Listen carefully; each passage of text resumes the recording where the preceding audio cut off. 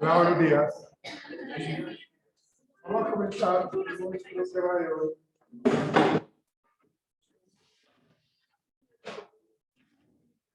Bueno, muchachos,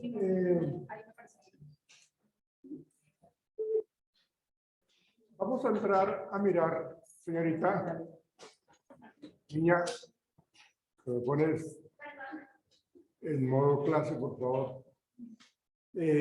Vamos a mirar un poco dentro de las diferentes teorías que se manejan en la psicología o corrientes psicológicas para hablar un poco o desarrollarnos un poco en el tema de la personalidad.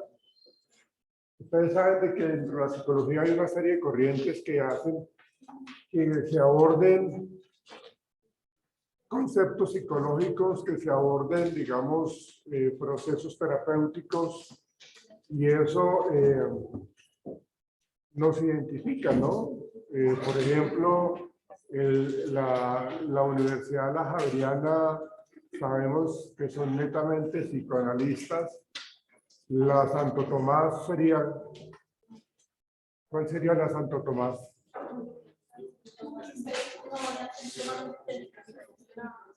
Es humanista. La Santo Tomás tiene una corriente muy humanista. Pues,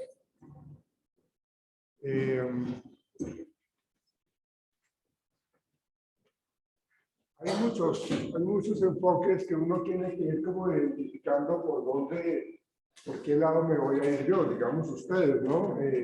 Están en plena formación de todos estos procesos de formación profesional. Entonces es muy importante como ir encauzándonos por dónde nos vamos, cuál es con la que yo me identifico un poco más.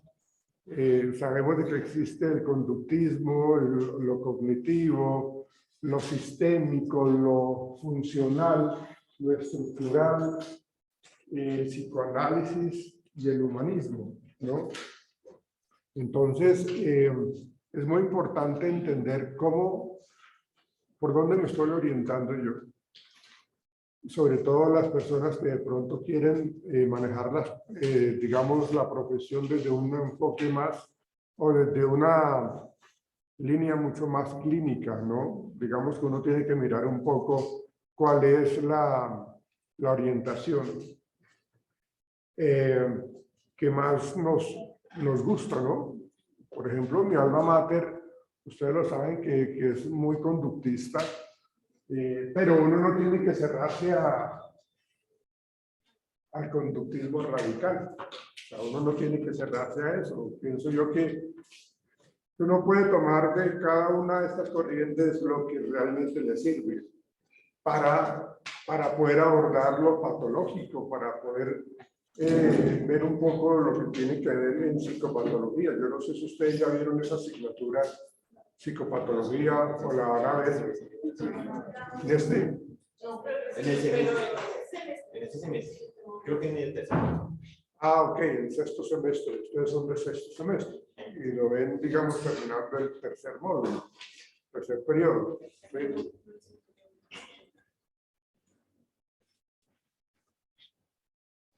Cérrame bien la puerta, por favor, muchachos.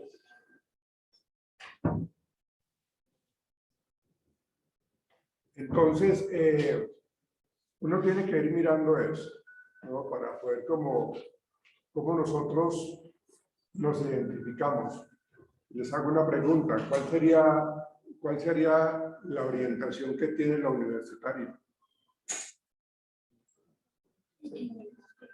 ¿Cuál creen ustedes?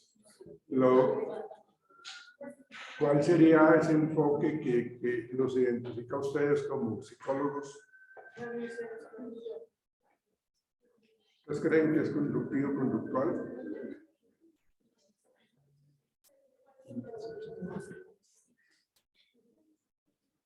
Mire todo piensen un poco, vivamos un poco el contexto en donde que nosotros vivimos en la universitaria, ¿no? Digamos que la universitaria tiene mucho componente social, ¿no? Hay mucho componente sociocultural, digámoslo así. Estaríamos mirando un poco un Vygotsky, ¿no? Que maneja esa parte psicosocial, ¿no? Bueno, ya ahorita en casi todas las universidades se habla muchísimo de la inclusión. Ya es como un derecho social que las personas adquieren, ese tema de la inclusión. Y la inclusión tiene que ver con absolutamente todo, ¿no? La inclusión es que si la persona de pronto tiene una orientación homosexual, tiene derecho a estudiar, ¿sí? Que si tiene una dificultad cognitiva, también tiene derecho a estudiar, dependiendo de los diferentes niveles de complejidad que pueda llegar a tener, ¿no? Aquí hay un muchacho que está estudia veterinaria, auxiliar de veterinaria y cuidado de mascotas, y tiene Asperger, ¿no? Entonces, está estudiando, pero pues igual tiene una serie de complicaciones a nivel de su comportamiento. No sé si ustedes conozcan muy bien las características de una persona que tiene Asperger, ¿sí? Pero ha sido un poco difícil, y aparte de eso, que pronto puede tener unas dificultades a nivel cognitivo. Entonces, eso hay que mirarlo. O sea, ¿cuál es el enfoque que de pronto a mí me sirve un poco más y que yo me identifico más? Hay personas que les gusta el psicoanálisis, hay personas que les gusta lo sistémico, hay personas que les gusta el conductismo, hay personas que les gusta el humanismo, ¿sí? Entonces, para entender un poco eso,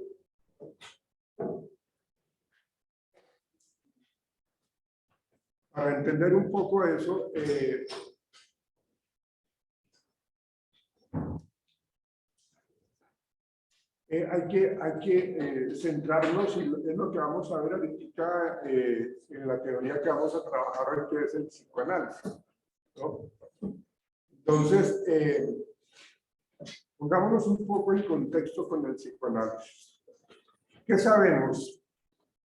¿Qué saben ustedes? ¿Qué me pueden decir ustedes de esa corriente psicológica, del psicoanálisis? Soy yo.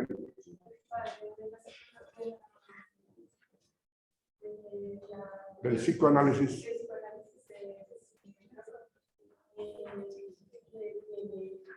Unas teorías a partir de la teoría sexual, que es donde empieza la raíz de todo, digamos, por ese lado, y es inconsciente de las personas, pues información que las personas no saben, no se ven como una realidad, Sí. o no la tienen tan clara.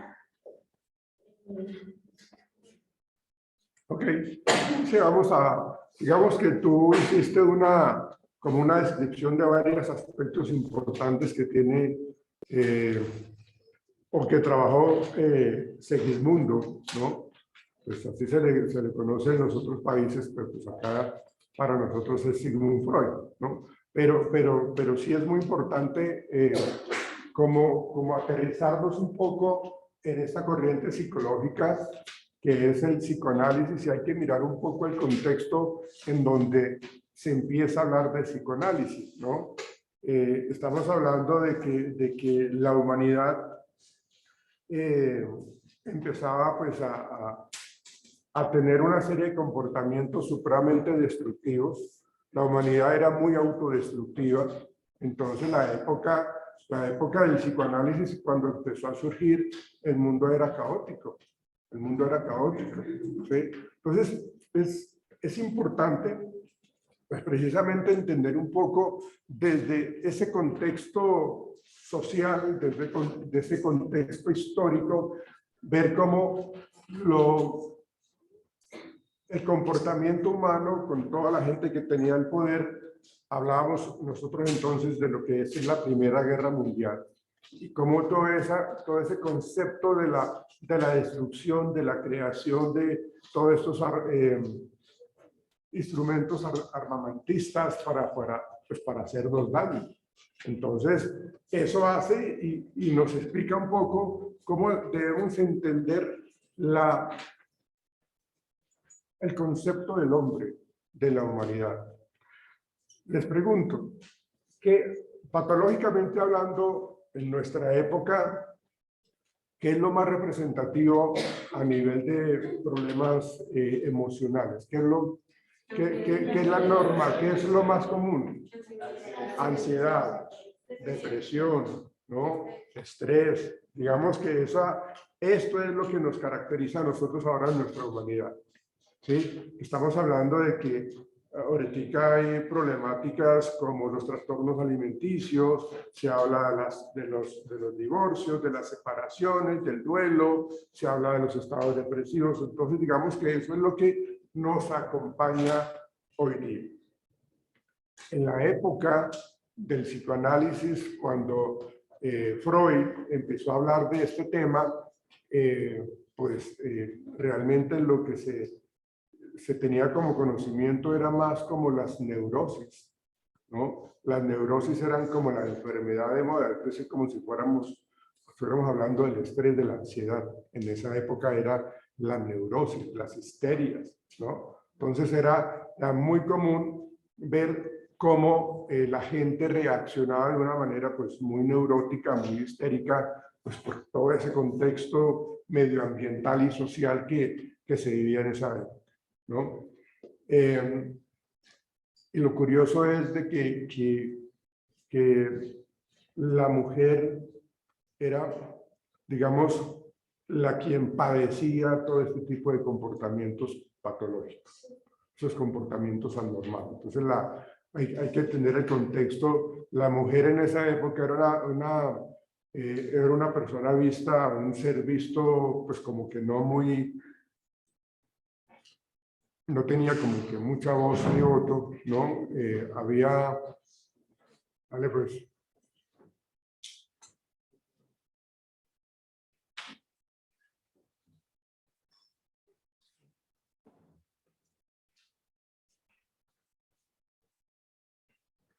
Entonces,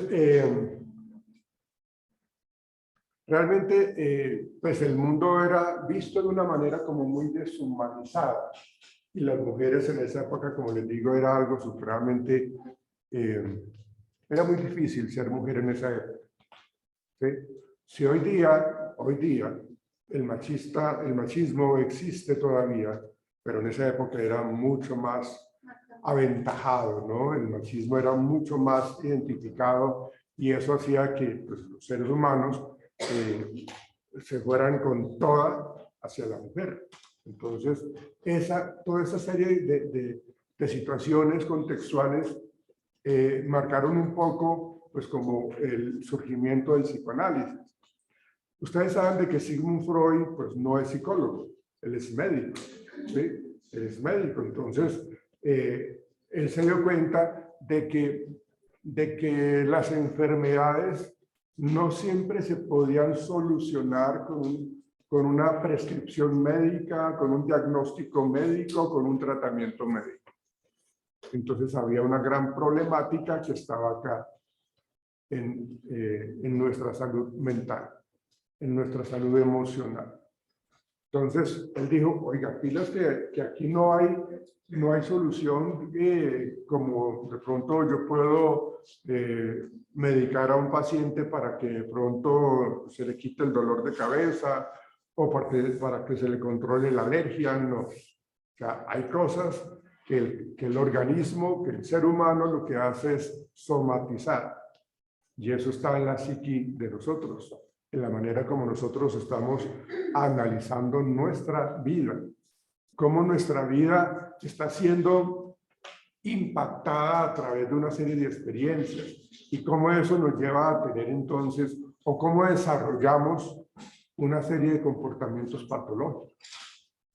Entonces, hay que entender el psicoanálisis como esa corriente psicológica que planteó Freud para poder apoyar, digamos, los conceptos médicos, pero desde la salud mental. Porque pues Sigmund Freud lo que hizo fue darse cuenta de que la medicina se quedaba corta para explicar un poco lo que tenía que ver con la histeria, o lo que tiene que ver con la neurosis, ¿no? Bueno, hay algo muy importante y es que en esa época pues la cocaína era como algo legal, ¿no? ¿Sí? Estamos hablando de 1932, ¿no? Entonces la cocaína era algo como legal y realmente se presenta algo muy importante y es de que pues la cocaína se utilizaba muchísimo pues como un apoyo para el manejo del dolor. De hecho, Sigmund Freud tuvo un cáncer de mandíbula y eso le generó a él muchísimo dolor. O sea, el proceso que Sigmund Freud hacía para poder manejar el dolor, hablando de ese cáncer de mandíbula, él tenía que hacerse un proceso de limpieza quitándose la mandíbula porque el dolor era impresionantemente fuerte. No sé si ustedes sabían eso de un poco la historia de Sigmund Freud, ¿no?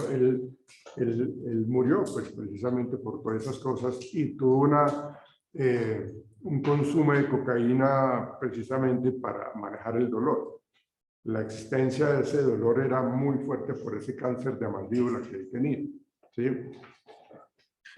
Algo muy característico narra la historia de Sigmund Freud, la biografía de Freud, es que cuando él nació curiosamente con la placenta en la cara, ¿sí? Entonces, los médicos del momento dijeron que eso era algo supremamente extraño que sucediese y, o sea, de pronto eso podía ser un indicador de que iba a ser una persona supremamente importante, ¿sí? Y fíjense que pues, es una persona que realmente se dedicó un poco al estudio del comportamiento humano, fue de la mente humana más que todo, ¿sí? Entonces fue algo muy característico de eso. Entonces Sigmund Freud nos explica en su momento precisamente desde que lo médico se queda corto para poder entender un poco la salud mental y la psicopatología de nosotros, ¿sí?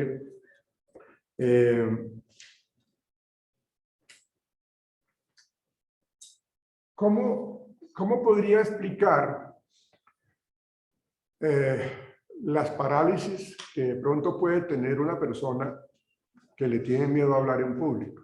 Parálisis del cuerpo, ¿sí? ¿Cómo lo explica la medicina?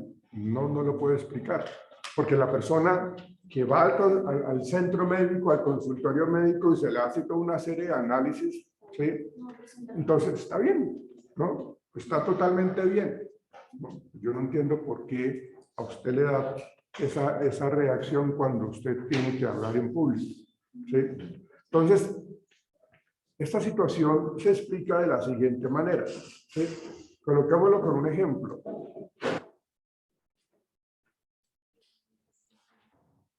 Voy a mandar a regalar esta chapa, va a pedir el favor de que me la arregle para que no estemos entrando tardísimo a clase.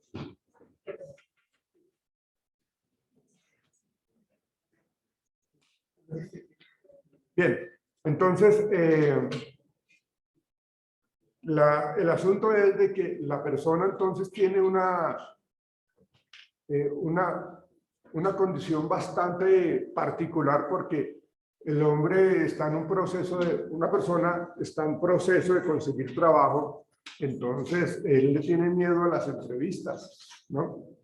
Entonces cuando la persona lo llama para una entrevista vía telefónica le dice, mire, hoy es jueves, ¿no? Entonces el lunes usted tiene una entrevista, ¿sí? Entonces usted queda programado para las 10 de la mañana para la entrevista.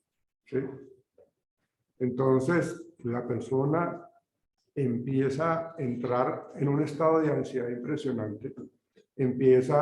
Uno lo llama, psicológicamente hablando, uno lo llama como que estoy cultivando ansiedad, ¿sí?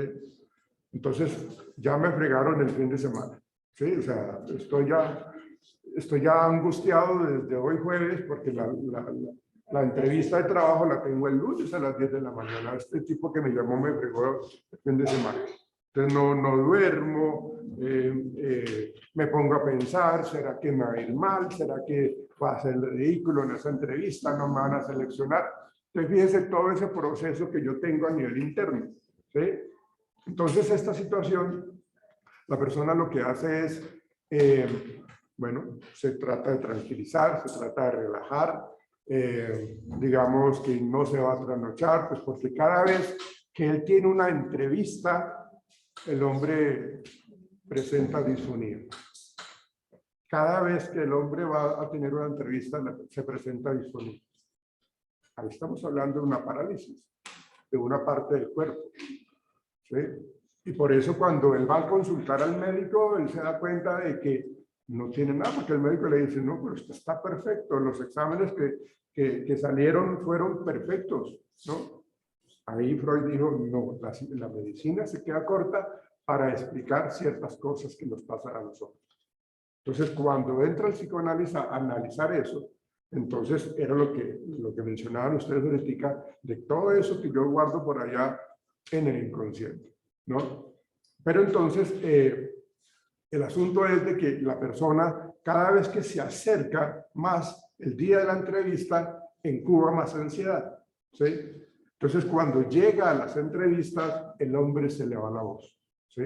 Pero dice, pero ¿por qué, Dios santo, si yo me cuidé la noche anterior, yo no me serené, yo no tomé bebidas supremamente frías, o sea, yo me cuidé, yo me arropé, yo me acosté tempranito, yo fui muy juicioso. Pero cuando llegó el momento de la entrevista, total disfonía. ¿Ven? Ahí nos están explicando un poco cómo se pueden estar dando esas parálisis en algunas partes del cuerpo, ¿sí? Entonces, eso nos explica un poco o nos da a entender, como decía Freud, que hay que mirar un poco esa parte de la psique, ¿sí? De los procesos que hay aquí en nuestra mente. Bueno, bueno,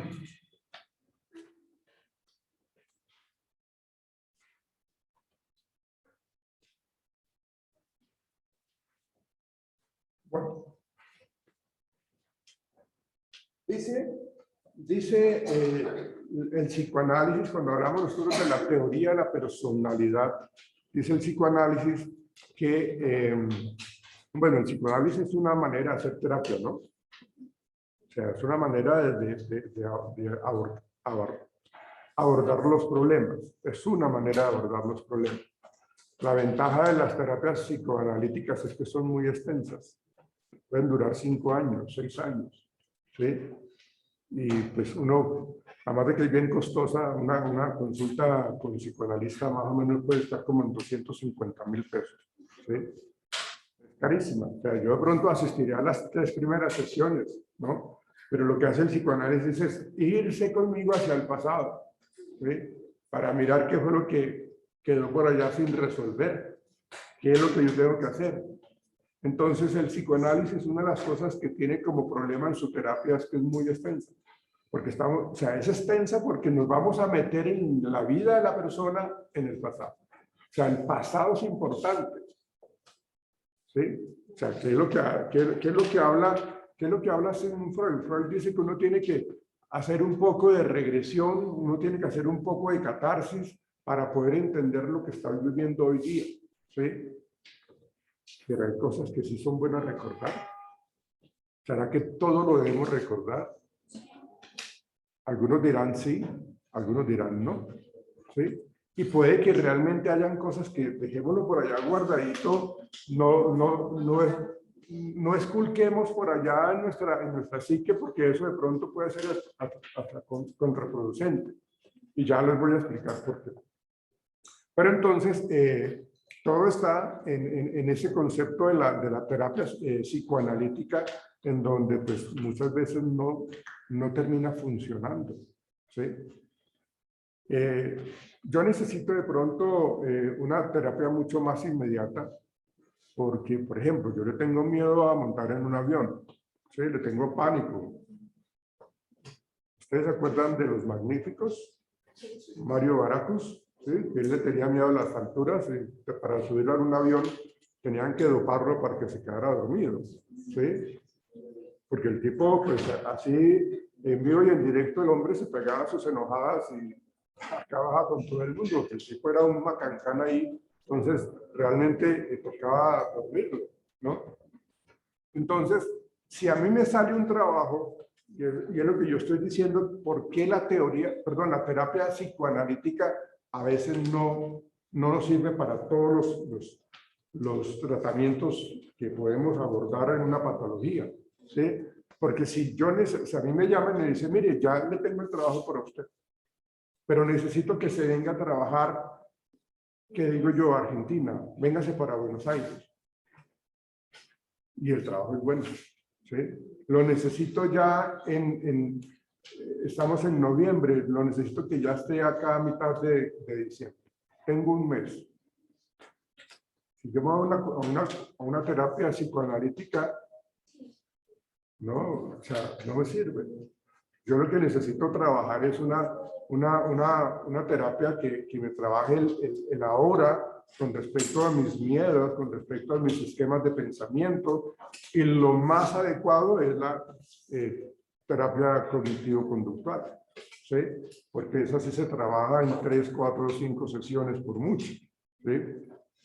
De hecho, uno como psicólogo, o por lo menos yo en mi experiencia clínica, yo cuando comienzo la primera consulta con el paciente o consultante, yo le digo, mire, yo trabajo de esta manera y nuestro proceso terapéutico seguramente va, según lo que su merced me cuenta, vamos a durar 4 o 5 sesiones, ¿sí? Y usted es una persona muy activa en el proceso terapéutico, ¿sí? O sea, no es como el psicoanálisis, que entonces es acuéstese en el diván y vamos a hablar, vamos a hacer la asociación libre, vamos a comentar absolutamente todo. No. Aunque sí hay que abordar ciertas cosas importantes de la vida, del pasado. O sea, no de las otras vidas, ¿no? Del pasado, de la infancia, sí es importante. Pero vuelvo y digo, pues quién sabe hasta dónde sería bueno esculcar por allá en cosas que tenemos por allá como reprimidas, que es lo que dice el psicoanálisis. Señor.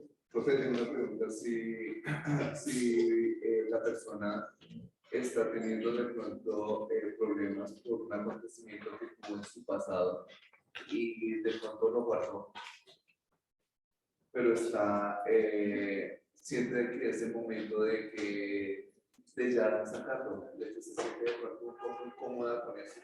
Entonces, ¿qué terapia se puede manejar? O sea, por ejemplo, si es, por ejemplo, el cognitivo conductual, que es algo de los miedos, de esto, pero es algo actual, ¿sí?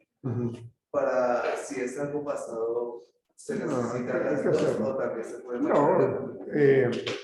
No, digamos que los procesos terapéuticos, ustedes lo saben, de que para cada persona es totalmente diferente, ¿no? O sea, un caso que yo manejé de una manera particular con una persona no me va a servir para otra, ¿no? Entonces, cada quien tiene su historia de vida, cada quien tiene sus procesos patológicos, se adquirieron de alguna manera, no de otra. Entonces, uno tiene que evaluar eso.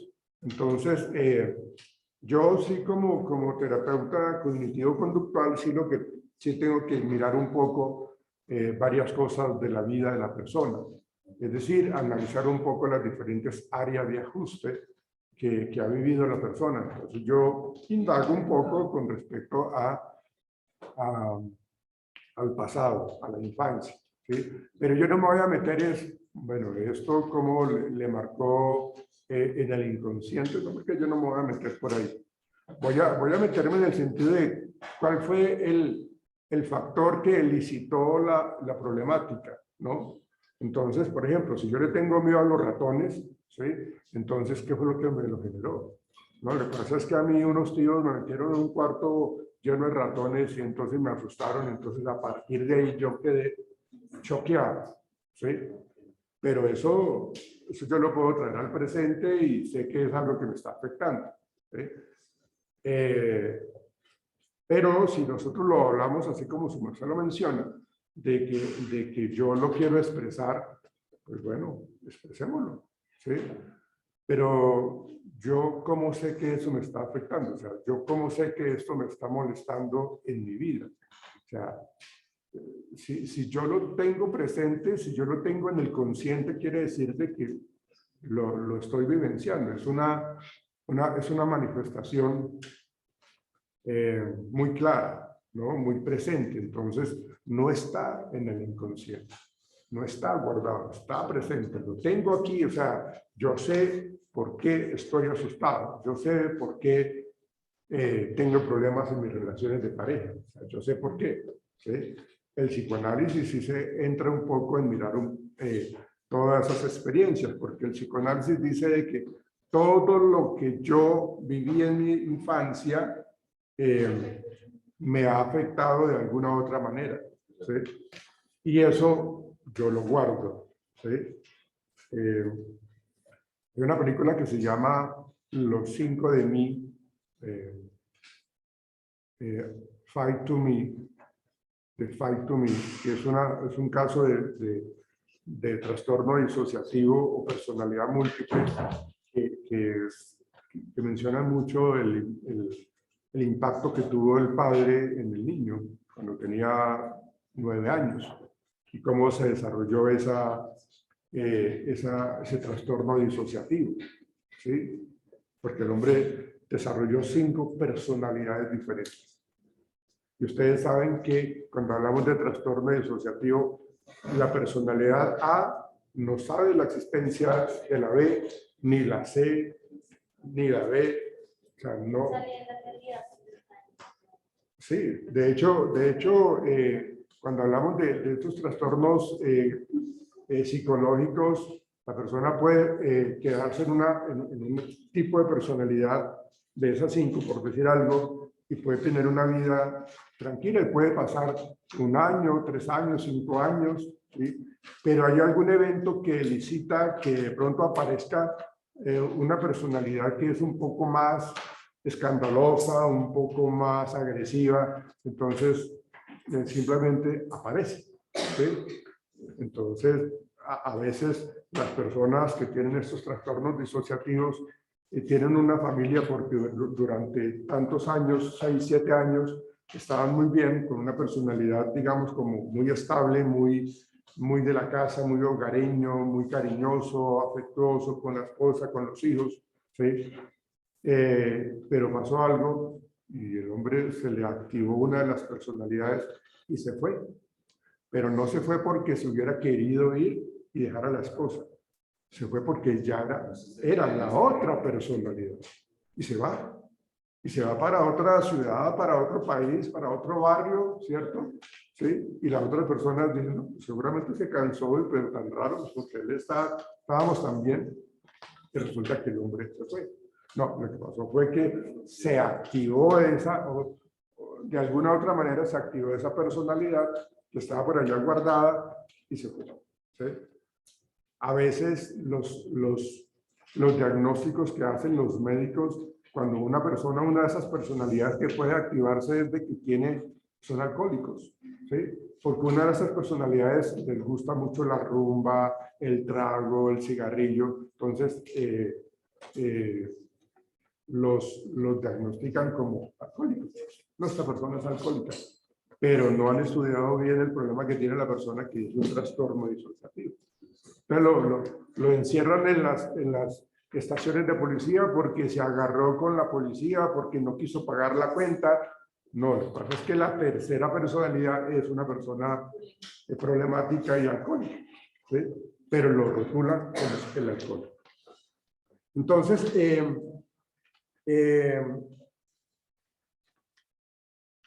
entonces, cuando nosotros hablamos de esa catarsis, ¿Qué es lo que pretende la catarsis? ¿Qué conocen ustedes de la catarsis? ¿O no la habían escuchado? Catarsis es exteriorizar lo que estoy sintiendo. Catarsis es, de hecho, uno terapéuticamente, uno como psicólogo, uno tiene que hacer catarsis, ¿no? Si yo tengo en mi día cotidiano, atiendo 10 pacientes, cada paciente me puede cargar a mí emocionalmente, ¿sí? Porque estamos conociendo cosas complejas o no tan complejas, pero eso me carga emocionalmente. Entonces, cuando yo termino mi día en el centro médico, entonces yo, no sé, me reúno con unos amigos y pueden ser colegas o no, pero hago otras cosas y cuento lo que yo viví en el día, ¿sí? Cómo quedé impactado, o sea, yo hablo, o sea, yo exteriorizo las cosas. Entonces, la catarsis es muy importante, o sea, uno para descargar un poco esa tensión emocional de todos los casos que uno recibe en el día, pues entonces hay que mencionarlos, hay que hablarlos, y eso es lo que Sigmund Freud habla de la catarsis. Y lo asocia, esa catarsis la asocia también con el proceso terapéutico que hace el psicoanálisis, que es la asociación libre. La asociación libre es, venga, hábleme de todo lo que usted quiere hablar. No importa si usted considera que es algo banal o no, hábleme lo que usted desee, lo que usted quiera, pero hábleme. Es decir, exprese absolutamente todo, la asociación libre. Entonces, no se contenga, no crea que lo que usted dice no es importante, así crea que es o no importante, expréselo, por favor. Les voy a contar un proceso terapéutico. Por eso yo les decía ahorita, ¿será que recordar todo es sano? Porque es que llegó, bueno, hace rato ya al centro médico, al consultorio, llegó una familia, una niña de más o menos como unos 15 años, en donde había intentado suicidarse, ¿sí? Entonces, miremos un poco la estructura familiar de esta niña. O sea, ella vivía con su papá, su mamá y ella, ¿no? Eran una familia de estrato 4, ¿sí? Digamos que vivían bien. Y ellos tenían un hábito muy interesante, que les gustaba ir cada fin de semana a cenar fuera, ¿sí? A un restaurante donde presentaban un show, ¿sí? En donde pues colocaban música en vivo o hacían cualquier espectáculo de magia, ¿no? Entonces, a ellos les gustaba hacer eso. En ese restaurante, en ese momento, colocar digamos, el artista invitado era una persona que hacía regresión, ¿sí? ¿Sí? Hacía regresión. La regresión es, o sea, a mí me cuesta hablar de la regresión porque yo soy conductista, ¿sí? Pero la regresión tiene muchísimo que ver con irme para bien atrás, ¿sí? Bien atrás, y todo eso que está reprimido y guardado allá en el inconsciente, ¿sí? Acuérdense de la similitud del iceberg, ¿no? O sea, lo que dicen que cuando el Titanic sucumbió, se estrelló con la punta del iceberg. O sea, pero es que lo que nosotros vemos fuera de la superficie del agua es solamente una parte, ¿sí? Lo que está por debajo es lo que está por allá en el inconsciente, ¿sí? Eso es como la similitud del iceberg. Entonces, eso queda guardado por allá. Hay algunas cosas que quedan guardadas y por eso se dice que si será bueno o no traerlas a nuestro momento. Entonces, el asunto es de que el señor que hacía regresión, que seguramente no era psicólogo, pero de pronto sabía que se podía hacer esa técnica de la regresión y también pues hacía como hipnosis, ¿no? Entonces digo, bueno, ¿quién del público quiere pasar. Entonces los padres muy inocentemente le dijeron a la niña de 15 años, ¿qué amor pasa? ¿Sí?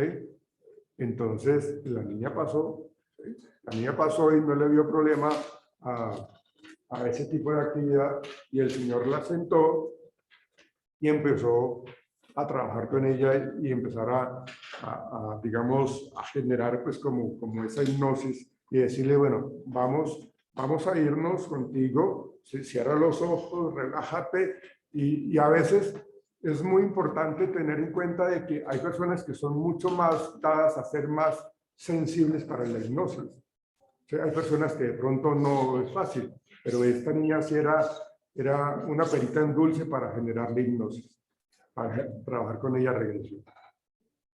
Entonces, este señor empezó a trabajar con ella esa hipnosis, esa regresión, y entonces, teniendo 15 años, le dijo, bueno, vamos a tratar de recordar lo que tú hiciste hace 5 años, ¿sí? Pues la niña recordaba eso, ¿sí? ¿Cómo te sentiste? ¿Qué viviste? Entonces la niña se hizo un clic bastante grande, muy fuerte con esa hipnosis, o sea, la niña sí se metió de lleno a eso.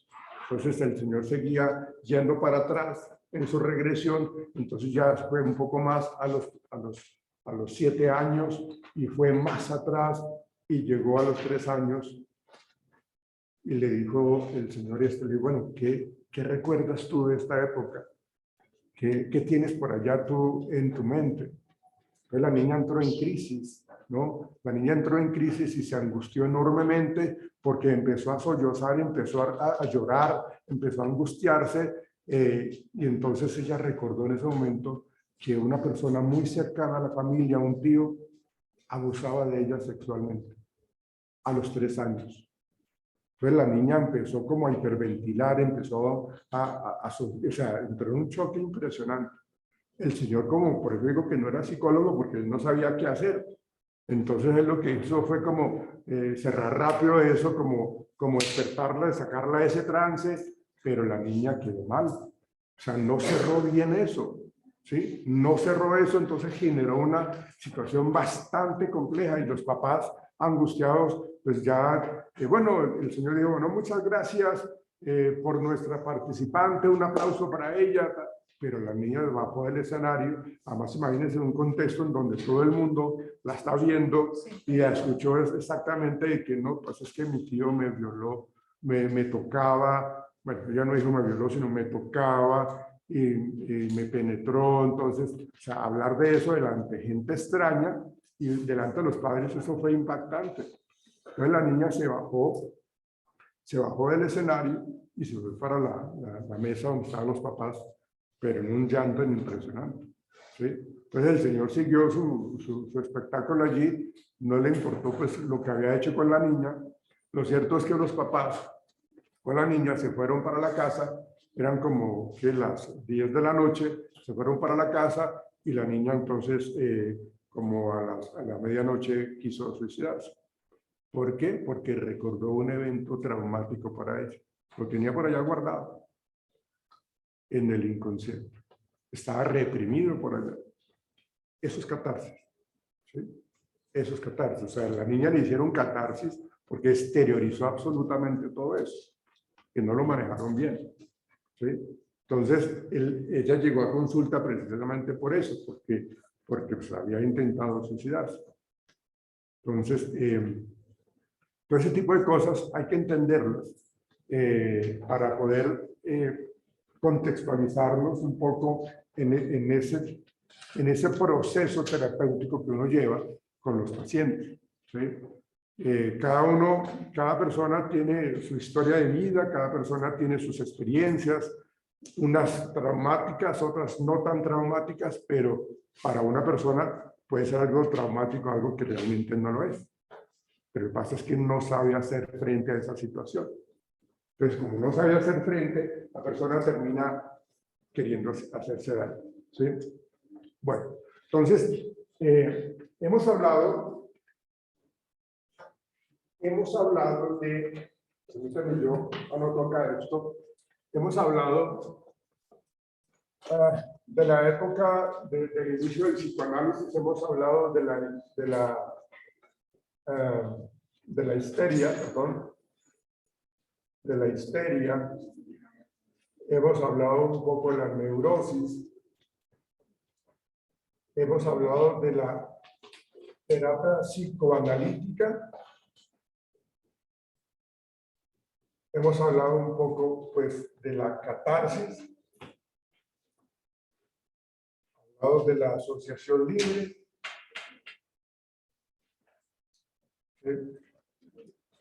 Todo esto dentro del marco del psicoanálisis. ¿Sí?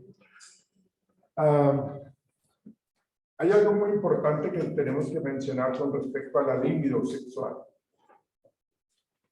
Todos tenemos libido sexual. ¿Sí? Unos más que otros, pero todos. ¿Sí? Nosotros somos seres sexuales, ¿no? Biológicamente y comportamentalmente y socialmente. Libido. No, esto es terapia psicoanalítica, terapia psicoanalítica. Entonces,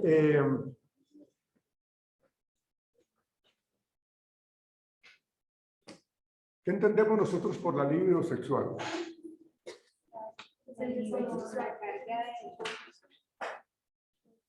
Una carga, ¿sí?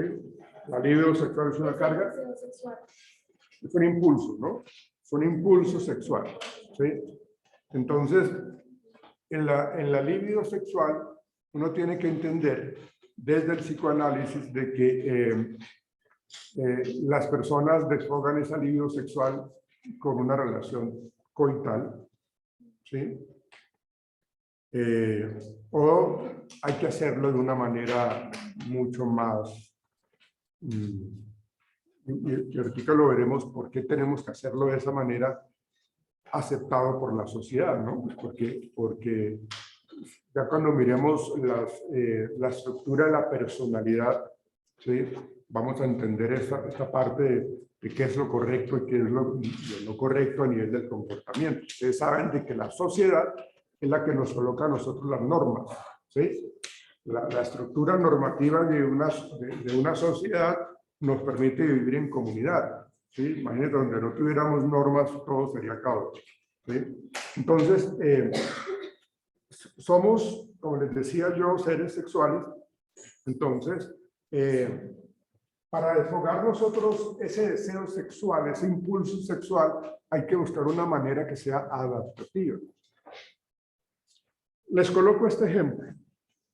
En los partidos de fútbol, ¿sí? Las personas que van a una final, el técnico les dice, vea, ustedes van a tener, llamémoslo así, aunque no se llama acuartelamiento, pero vamos a hacer, bueno, llamémoslo concentración, pues. Ustedes van a estar en la concentración de Millonarios, ¿sí? Mi equipo del alma, ¿sí? Pero ustedes tienen que guardarse acá porque vamos a luchar por la final, ¿sí? Entonces tienen que estar todos concentrados, nada de relaciones sexuales con su pareja, ¿sí? Porque toda esa energía necesito que la desfogue en el partido de fútbol. O sea, vamos a desfogar esa libido sexual de una manera muy creativa. Necesito que le meta todo el perrenque, toda la energía acá en el partido de fútbol, ¿sí? Entonces, no hay visitas conyugales ni nada por el estilo, ¿sí? Entonces, realmente, esa libido sexual se desfoga de esa manera. O sea, tenemos que manejarlo de esa manera. Entonces, inclusive cuando en la época de las guerras, no recuerdo bien en dónde era, pero los soldados se iban pues para la batalla y toda esa cuestión, y atrás venía un camión lleno de mujeres, ¿sí? De la vida alegre, lógicamente, ¿cierto? Entonces, ellas eran llevadas allá para que una vez, miren lo que hacía, una vez se enfrentaran en la batalla y tuviéramos buenos resultados, podían ir a visitar a estas chicas, ¿sí? Y tener, pues, desfogar todo ese alivio coitalmente, ¿no? pero mientras tanto no. Sí, o sea, no vayan a ir en pleno combate porque pues no es la idea. Necesito que se concentren y necesito que estén ustedes muy concentrados. Aquí están, le traemos pues estas chicas, pero por ahora contrólense, ¿no? Concéntrense en toda esa energía, contrólenla, pero ya tendrán su premio después, ¿no? Eso es historia, no me lo estoy inventando yo, es historia, ¿sí? Bueno, entonces, eso es un término muy mencionado por Freud, ¿sí? Y él entonces empieza a hablar de lo que está en el consciente, que se dice que lo que está en el consciente es el 10% de lo que yo sé o de lo que yo veo, únicamente el 10%.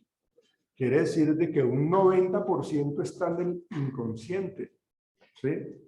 Entonces el inconsciente de nosotros está cargado de muchas cosas, según Sigmund Freud, ¿sí? Por eso hablábamos del tema del iceberg, ¿no? De que todo lo que está, aquí está la punta del iceberg, aquí está el agua, ¿sí? Pero de aquí para abajo, digamos, estaríamos hablando del 90% de lo que nosotros no nos acordamos, ¿sí? Está por allá, guardado, ¿sí? Y el 10% es lo que nosotros sí estamos viendo, ¿sí? Lo que se ve, lo que sabemos, en últimas, ¿no? ¿Qué me dicen ustedes del sueño? Cuando hablamos del psicoanálisis, ¿por qué se menciona tanto la interpretación de los sueños? Ahí donde se despierta toda la... donde olvidamos. Ah, ok. Pero no estamos hablando del libro de la interpretación de los sueños, de que si yo me sueño con arañas, entonces ¿qué voy a pasar? ¿Qué va a pasar? Que si yo me siento que yo me sueño con dientes, entonces es de que, no sé, claro.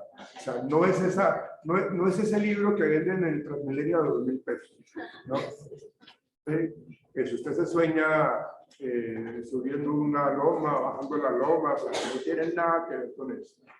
Acá, según Freud decía que los sueños es una manera que tiene el ser humano para poder expresar, ¿sí? Para poder hacer, sacar de lo inconsciente y volverlo un poco en el consciente, ¿sí? Entonces aquí hablamos un poco del sueño como tal, como una forma de poder expresar lo que yo viví, ¿sí? Ustedes saben de que los procesos de sueño, en el sueño REM 4, que es el sueño más profundo, uno no recuerda nada. Uno no recuerda nada. En el sueño REM 3 sí hay evocación de lo que yo acabo de soñar, ¿sí? Normalmente uno entra eso es lo que llaman el sueño de buceta, porque uno trata de dormirse, pero pues como que lo que hace como... Sí, eso sería como el sueño REM 1, ¿no? Que uno empieza como a llamar a uno, ¿sí? Entonces, realmente uno, ese sueño REM es de los primeros 15 minutos, ¿sí? Bueno, la persona ya empieza a cabecear y empieza a caer la baba. Sí, la buceta, ¿no? En el minuto 35 estamos hablando de ese sueño REM 3, ¿sí? En donde sí podemos recordar. En el sueño REM 4 ya no dice, yo sé que soñé. Y ustedes saben que los sueños, uno de los sueños... yo llegué a la casa, pero cuando entré a la casa estuve en el salón de clase y me encontré con mi tío, pero no era mi tío. Entonces, o sea, el tiempo y el espacio se pierden, ¿no? Se integran ahí permanentemente. Entonces, es algo interesante, ¿sí? Pero en el sueño, para Sigmund Freud, el sueño es algo supremamente importante, ¿sí? Entonces,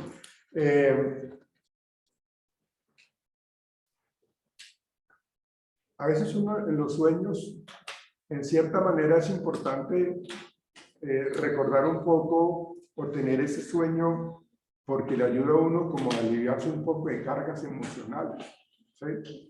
Entonces, le voy a colocar también un ejemplo de un muchacho, de un niño como de unos 8 años que tenía, vivía con la mamá y tenía un tío, y ese tío era como asumía el rol como de papá. Entonces este señor lo que hacía era consentirlo muchísimo, era súperamente afectivo, ¿sí?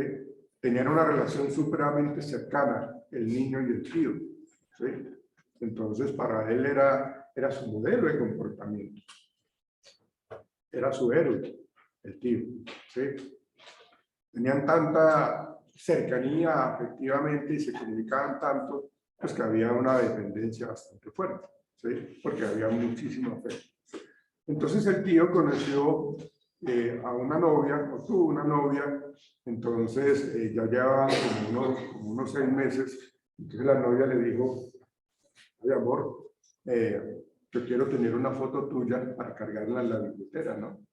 Entonces el tío le dijo, o el muchacho le dijo, sí, pero es que las que tengo no son muy fotogénicos, déjame, yo me hago un estudio fotográfico y yo te la doy.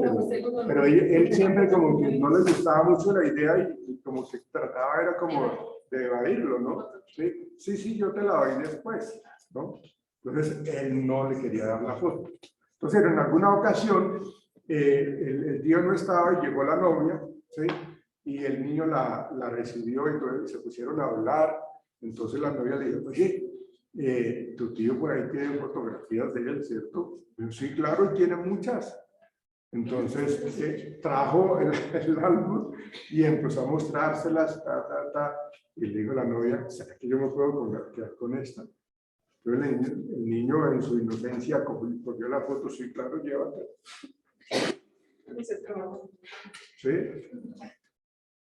El tío se enteró y se ha pegado la enojada del siglo el tío con el niño. ¿Sí? ¿Usted por qué es tan atrevido? ¿Usted quién le autorizó a regalar esa foto? Esa foto no se tiene por qué regalarla, yo no le dije que lo hiciera. O sea, el niño le pegó, qué regaño al tío. Lo regañó fuertemente, ¿no? De hecho, el tío regañó al tío. Digo, el tío regañó al niño. No era para que ustedes estaban atentos. Entonces, el tío regañó fuertemente al niño, ¿sí? Y bueno, de hecho, él le quitó un poco la afectividad que tenía y se la expresaba. Y eso le impactó muy fuerte al niño, pero muy fuerte. Y aún más todavía, el tío, en los días siguientes, en los meses siguientes, tuvo un accidente y murió. Imaginen la carga emocional del niño. La carga emocional porque él dijo, mi tío se me fue y se fue bravo conmigo. Se enojó conmigo, no le pude pedir perdón, no le pude decir esto, nada, no le pude decir absolutamente nada. ¿Sí? Entonces era tanta la carga emocional que el niño soñaba con eso. ¿Sí? Y en uno de esos sueños, el niño estaba pues allí en la habitación cuando golpearon la puerta y él abrió y era el tío. ¿Sí? Y el tío estaba vestido de blanco. ¿Sí? Porque si hubiera estado vestido de negro era que estaba en el infierno o algo así por el estilo. No, estaba vestido de blanco.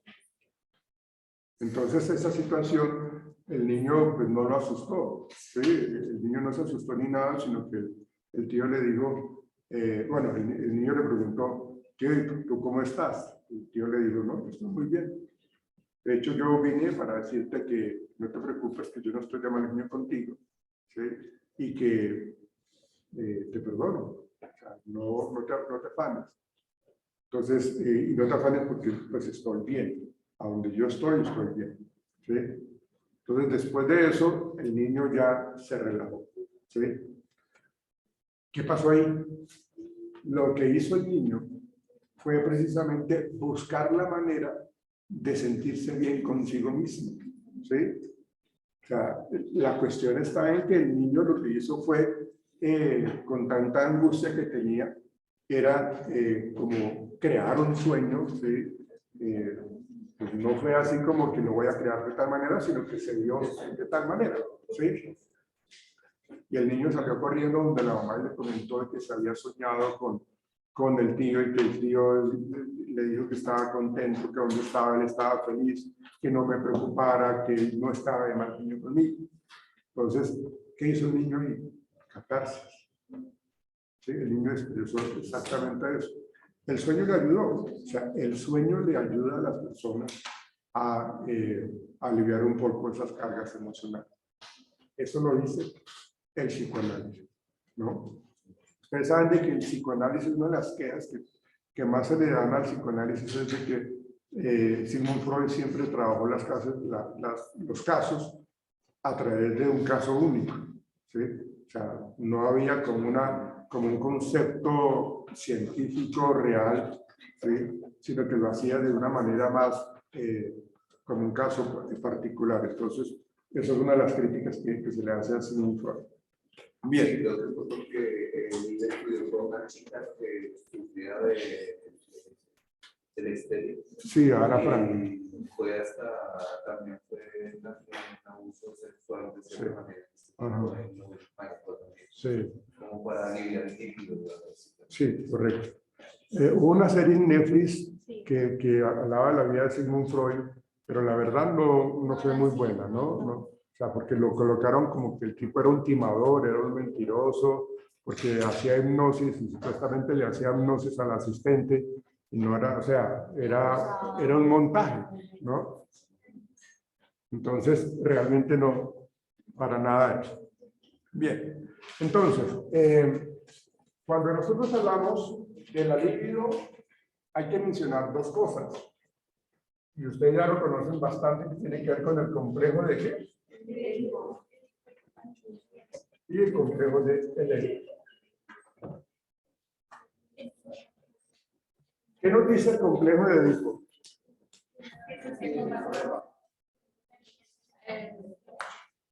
Complejo de Edipo, ojo, ¿cómo es el? Supongo que lo han escuchado, ¿no? La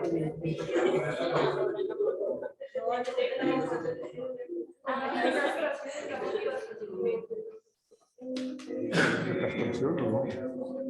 Complejo de Edipo, no. Ahí no se habla de castración.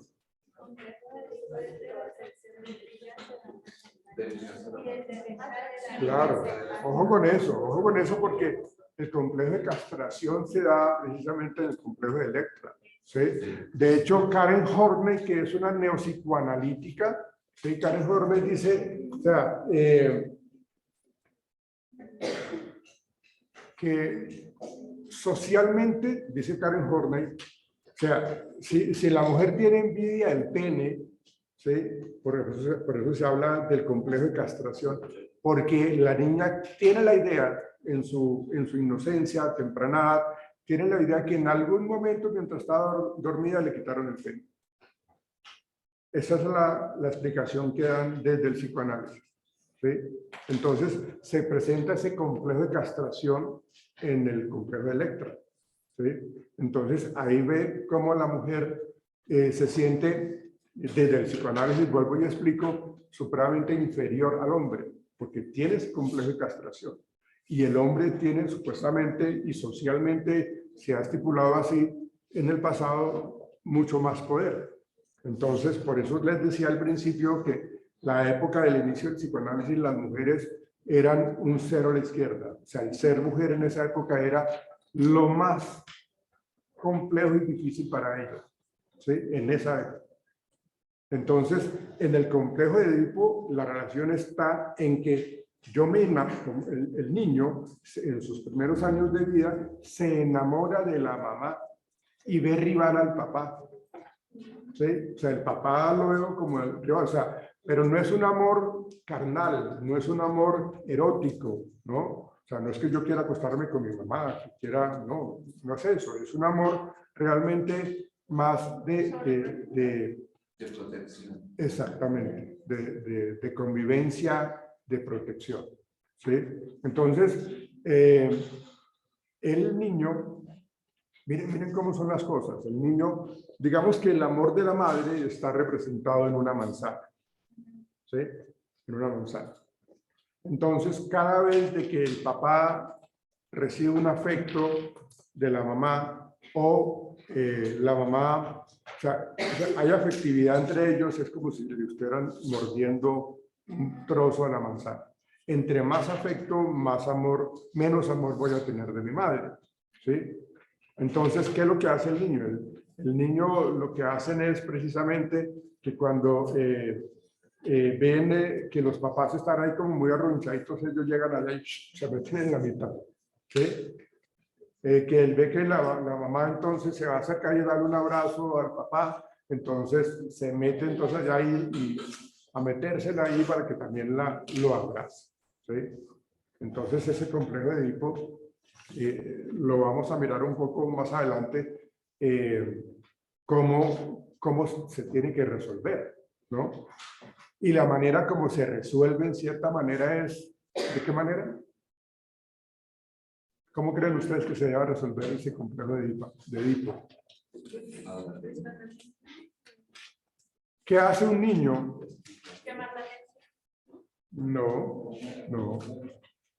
Lo que tiene que hacer el niño, y es lo más lógico, es decir, mi papá es un macancán, o sea, si yo me lo enfrento a él, él me da un puño y me manda para 4 metros.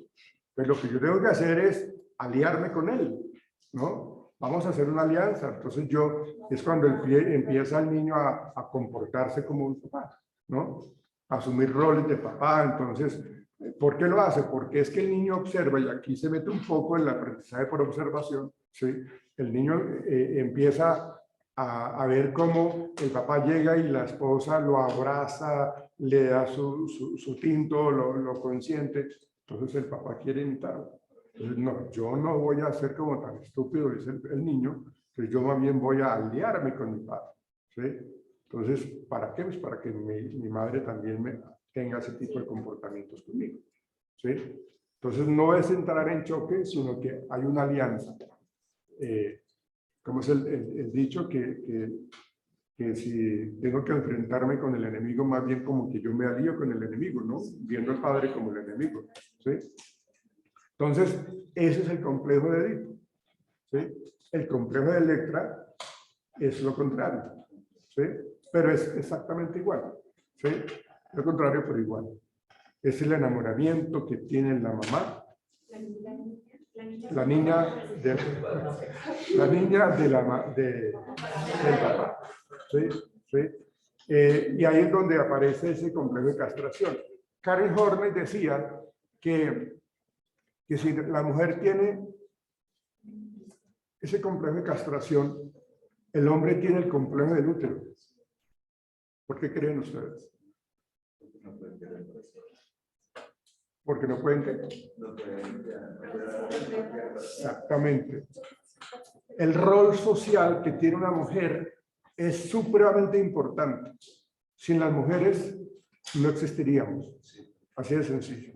Entonces, por eso Karen Horney es una psicóloga feminista, ¿sí? Es psicoanalista y es feminista porque ella tuvo un padre que era, Karen Horney tenía un padre que era supremamente machista, creo que era del ejército o de la marina, y él decía, porque ella quería estudiar medicina, ¿sí? Entonces, ¿pero usted qué va a hacer médica? Usted no, o sea, ¿cómo se le ocurre que usted va a pisar una universidad? Usted es una mujer, usted tiene que estar acá en la casa, ¿sí? Y ella no tuvo en cuenta eso. De hecho, la mamá la apoyaba muchísimo. Entonces, como habían tantos choques, porque el papá siempre la controlaba, siempre la criticaba, siempre la minimizaba, entonces ellas dos se fueron para Estados Unidos, para Nueva York, y allá empezó ella a estudiar medicina y se convirtió en médico. Y aparte de eso empezó a estudiar psiquiatría. Y ella es neopsicoanalítica, o fue psicoanalítica, ¿sí? Y entonces ella hablaba de eso, del complejo del útero, que el hombre siente envidia de no tener útero porque no podemos procrear, o sea, no podemos tener esa vida que crece en el vientre de la mujer, ¿sí? Entonces ahí vemos nosotros como esa relación entre el complejo de Edipo y el complejo de Electra, ¿sí? y cómo se resuelve, de la misma manera que hay en el complejo de Edipo. ¿Es claro? Estamos hablando de que dentro de la libido se habla de ese complejo de Edipo y Electra. ¿Listo? Bueno.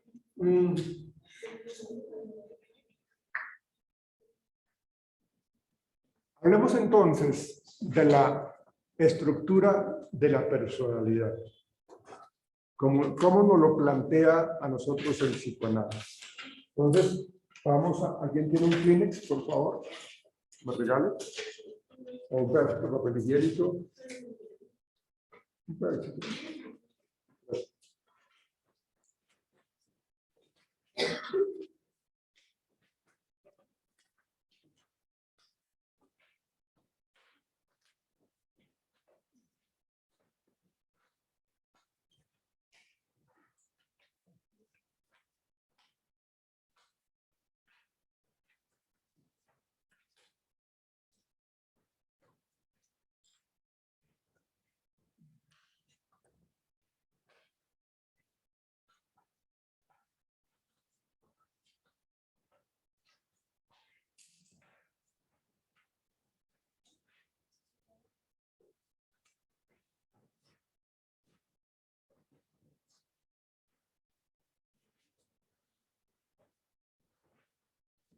Bueno,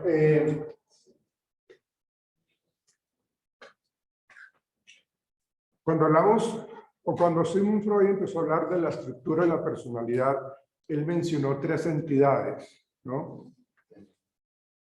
Estas tres entidades están en constante lucha, ¿sí? Entonces, cuando hablamos de estructura de la personalidad, estamos hablando del ello, el superyo,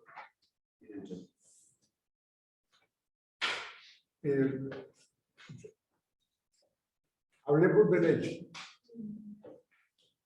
¿Qué saben ustedes del ello?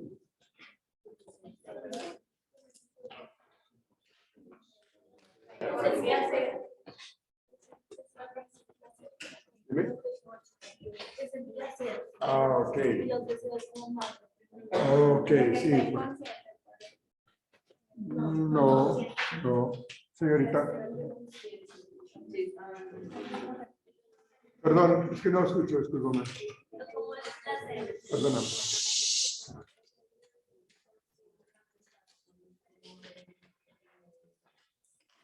No, no. No. El ello es la parte más salvaje que tenemos nosotros. Es la parte más instintiva que tenemos nosotros, ¿no? El ello se rige por el principio del placer, ¿sí? Partamos de eso. Estamos hablando del principio del placer, ¿sí?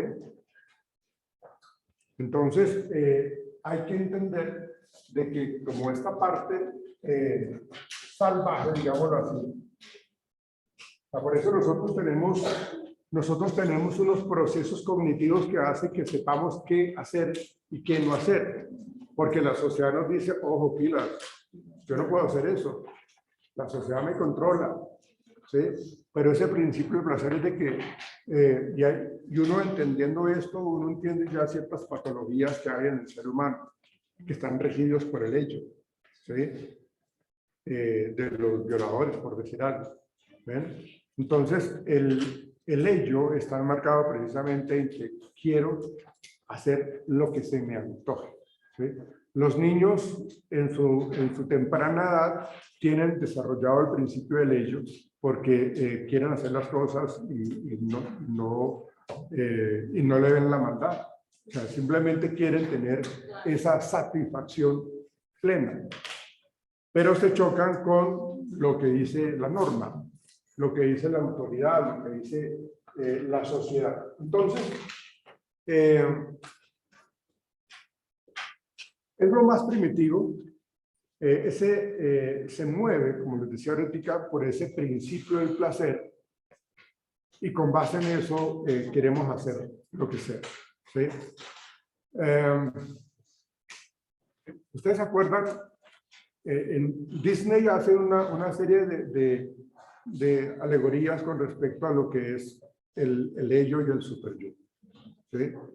El ello, o sea, ustedes han visto los muñequitos en donde yo quiero hacer algo malo, ¿sí? Entonces acá aparece en el hombro el diablo, ¿no?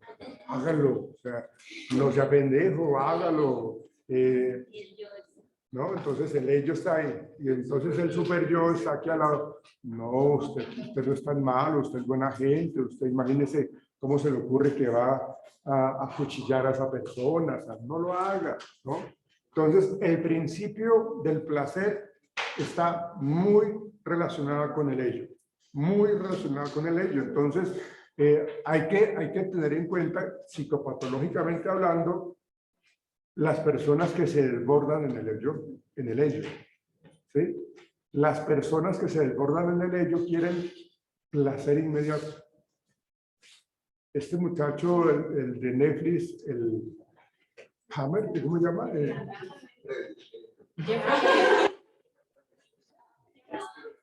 No, Freddy Krueger es otro. Entonces ellos, Garavito es una persona que se desborda en el ello. Este asesino serial, ¿por qué? Pues porque no les importa absolutamente nada. Él dice, yo quiero tener sexo, y va y busca, arrastra a alguien y le hace lo que sea, ¿sí? El ello está desbordado, ¿sí? Entonces ahí se habla muchísimo de ese principio del placer. Y en este aspecto hay algo muy importante, y es el tema del tánatos y el eros. Lo escuchaba, ¿no? Tánatos y el eros. ¿Qué es lo que nos dice el eros? Es digamos, como lo más erótico, lo más sexual, lo más de supervivencia, de mantener la especie. Entonces, digamos que el eros, estamos hablando de lo sexual, ¿sí? Y el tánatos, estamos hablando de la destrucción o de la muerte, ¿sí? En los deportes se ve muchísimo eso, ¿sí? Yo no sé si ustedes, bueno, yo creo que ustedes no alcanzaron a conocer el periódico El Espacio, ¿no? Creo que no, o el Bogotano, pero es muy parecido al que hay ahora, que se llama El Cubo, ¿sí? En una época había acá en Bogotá un periódico que se llamaba El Espacio. La primera portada aparecían unas fotos en donde la persona estaba que se le caía la cabeza. O sea, esto era sangre por montones, que se le salían los ojos. O sea, eso es tánatos, ¿no? O sea, la persona que creó ese tipo de periódicos sabía de psicología, porque el tiraje de producción de esos periódicos era, pero por montones.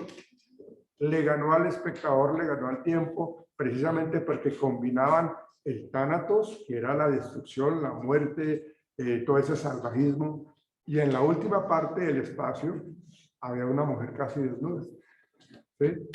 Que se llamaba, esa parte se llamaba Juan sin miedo, ¿sí? Entonces, fíjense cómo en esa parte se hablaba muchísimo del héroe y del tánatos, hablando del principio del placer, ¿sí? De cómo se estaba manejando en la sociedad precisamente eso. Porque pues todo lo vemos, lo identificamos. De hecho, en el deporte también se ve muchísimo eso. O sea, si ustedes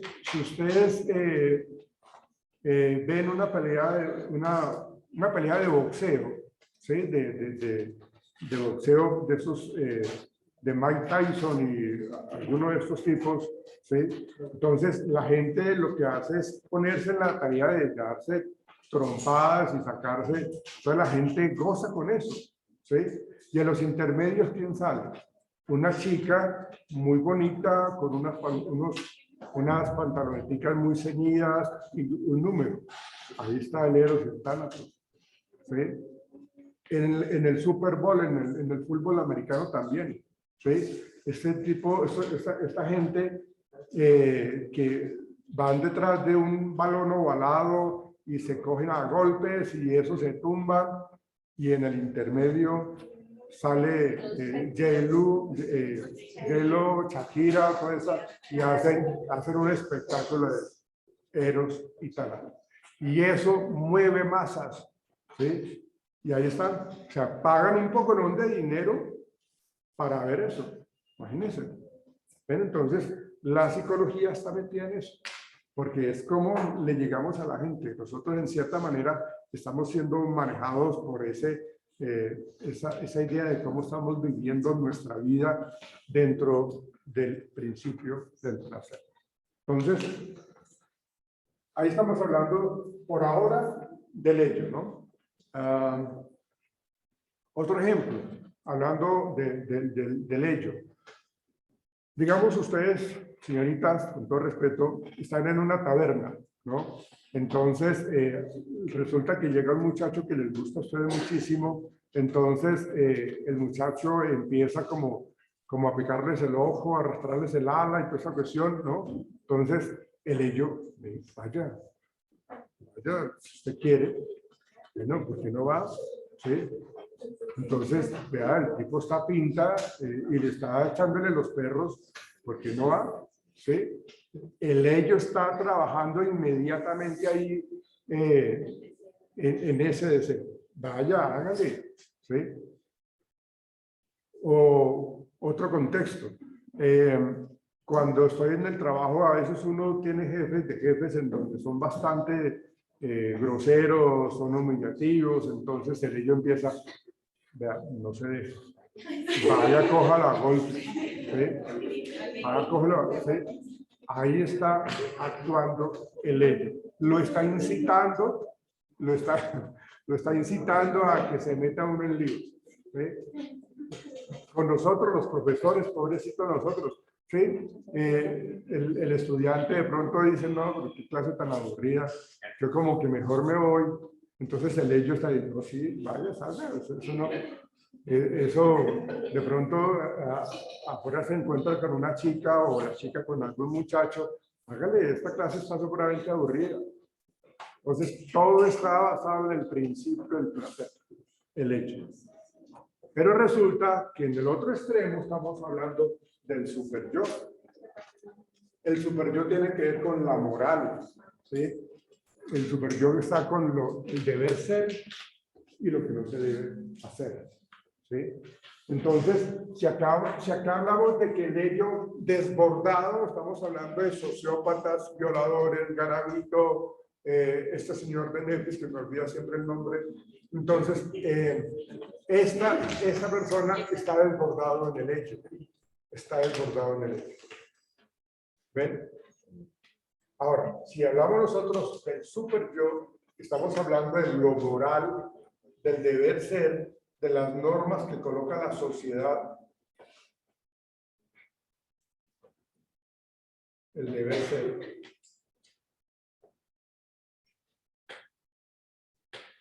El deber ser.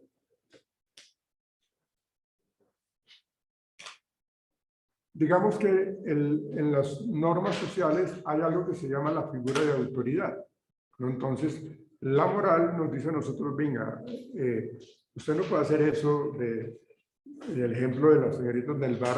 Entonces el superyo dice, no, pero usted lo acaba de conocer, oiga, ¿qué pensará el muchacho usted mañana? ¿Sí? O sea, respétese un poquito, oiga. ¿Sí? Tenga, o sea, usted no lo ha conocido y ya se quiere ir a acostar con él. No, Fila, no haga eso. Sí, eres el que te ponía a pensar, sí, bueno, ten cuidado, no sabes de pronto. Sí, claro. Tenga alguna enfermedad o alguna cosa. Imagínate. O sea, Sí, le coloca el tate quieto a uno, ¿no? Sí. Sí, exactamente, lo moral, lo que no debo hacer yo. Entonces esa moral allí está latente. ¿Sí? Miren que nosotros nos diferenciamos de las otras especies porque tenemos, profesor Mercedes dice, la razón. Y aquí entramos a analizar un poco el comportamiento de los perritos y nuestro comportamiento. Los perros actúan por instintos, Entonces, digamos una perrita que está en calor, entonces los perritos se van detrás de ella y se agarran entre ellos para poderla poseer, para poderla montar y toda esa cuestión, ¿sí? O sea, en ellos no existe esto, ¿sí? El perrito no se va a poner, ¿lo hago o no lo hago? ¿Sí? ¿Lo hago o no lo hago? ¿Sí? Que hay...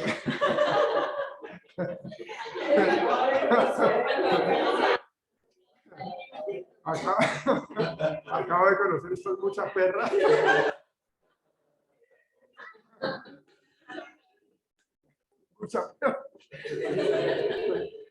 Entonces esa parte instintiva de los perritos, pues, o sea, ellos no tienen esto, no tienen esta personalidad, ¿no? Entonces, la cuestión está en que nosotros nos diferenciamos de ellos porque, o sea, yo puedo tener el deseo sexual, debo estar, o sea, estoy súper caliente, pues, ¿no? Entonces, tengo que controlarme, voy a echarme una ducha fría porque yo no puedo, esta niña me gustó, pum, detrás de ella, ¿no? O todos nosotros los hombres detrás de una chica peleándonos, ¿no?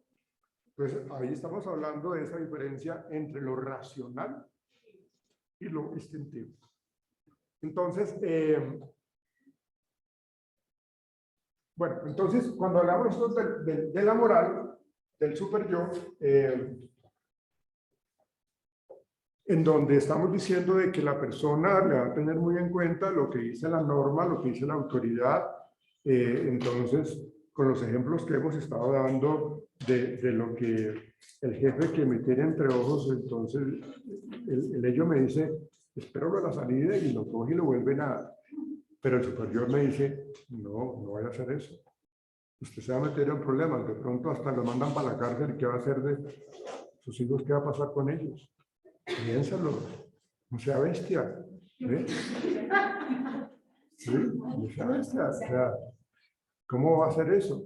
¿Sí? De pronto espere que termine la jornada y usted cuando salga con sus compañeros se mete en una tienda y se ponen a hablar pestes del jefe. Eso está permitido, ¿no? Digamos que eso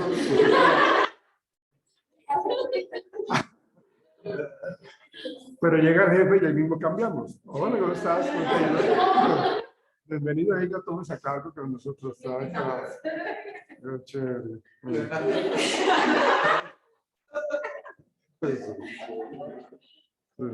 Es rico que esté acá con nosotros. Me encanta trabajar contigo.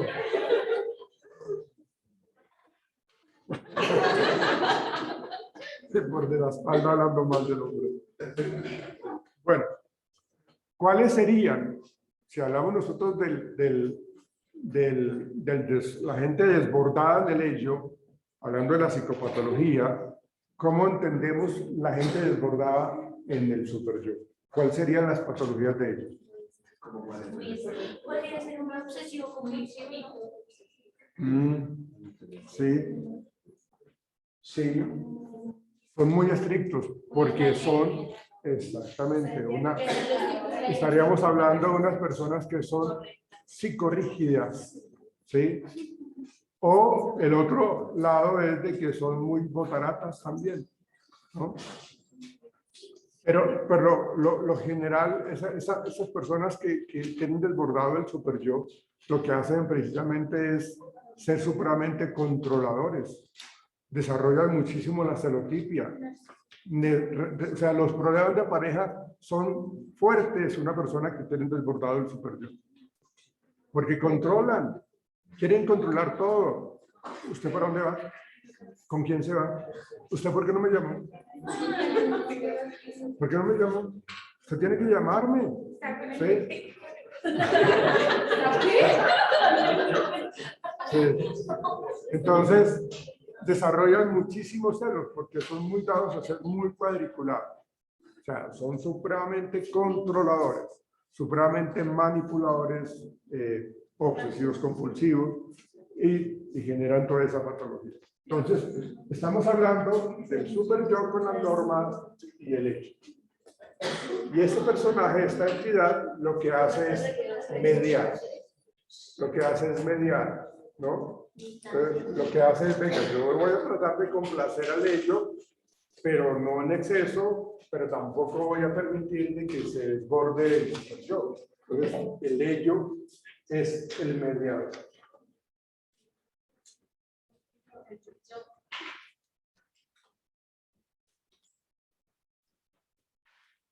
Esto es una teoría muy importante que hace que se reconozca muy fácilmente a Sigmund Freud.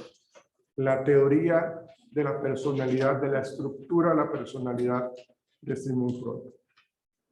Nos queda pendiente trabajar el desarrollo psicosexual. Eso lo trabajamos mañana entonces. Se me fue el tiempo. Bueno, muchachos, la carpeta ya está puesta en la plataforma para que suban el ensayo, por favor.